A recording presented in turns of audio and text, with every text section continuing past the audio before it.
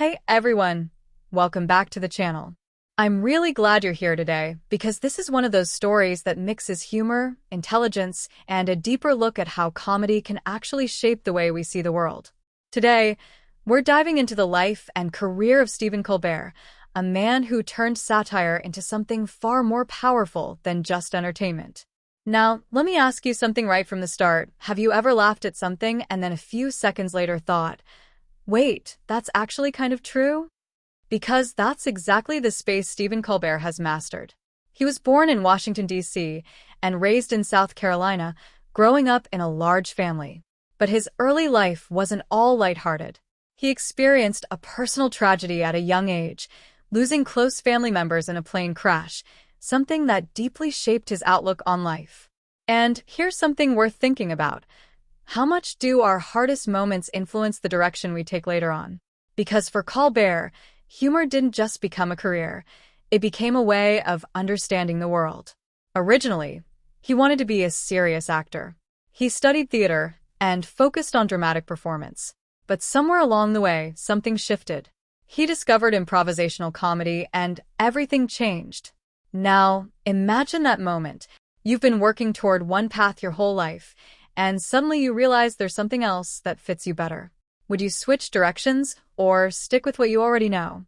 Because that decision can be scary. Colbert took the leap and joined the famous improv group Second City, where he developed his comedic instincts. This environment wasn't about scripts or perfection. It was about thinking fast, being creative, and turning mistakes into something funny. And that raises an interesting question. Do you think creativity comes more from structure or from freedom?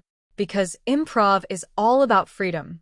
From there, he slowly built his career, working behind the scenes and taking smaller roles. But his big breakthrough came when he joined The Daily Show as a correspondent. This wasn't just comedy, it was satire, blending humor with politics and real-world issues. And Colbert stood out immediately. His segments weren't just funny, they made people think. But then came the moment that truly defined his career. In 2005, he launched The Colbert Report. And instead of just being himself, he created a character, an exaggerated version of a confident, opinionated news commentator. Now think about that for a second. Why create a character instead of just being authentic? Because sometimes, exaggeration reveals truth more clearly than reality itself. Through this character, Colbert was able to highlight the absurdities of media, politics, and public opinion. He even popularized the term truthiness, describing things that feel true, even if they aren't backed by facts. Sound familiar in today's world? And here's a deeper question. Do people respond more to facts or to feelings? Because that idea is more relevant now than ever. The show became a massive success, earning awards and building a loyal audience. But more importantly, it proved that comedy could influence conversations on a global scale. Then, in 2015, Colbert took on a huge challenge, replacing David Letterman as the host of The Late Show. Now, imagine stepping into that role. You're following a legend. Millions of people are watching. Expectations are sky-high. Do you try to imitate what worked before or create something completely new? Colbert chose to evolve. He dropped the fictional persona and became more himself, blending humor with sincerity, satire with real emotion. Over time, his show became one of the most influential voices in late-night television.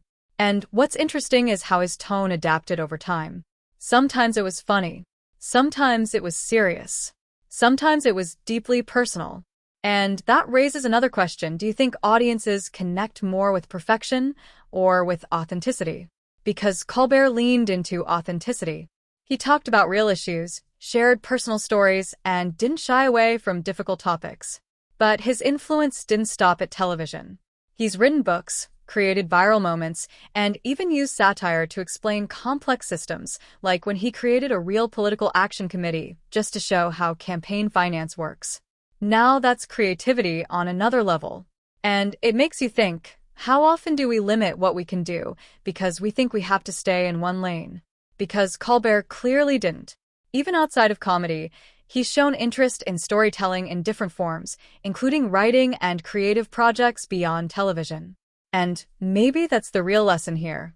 You don't have to stay in one version of yourself forever. You can evolve. You can grow. You can change direction, even after you've already found success.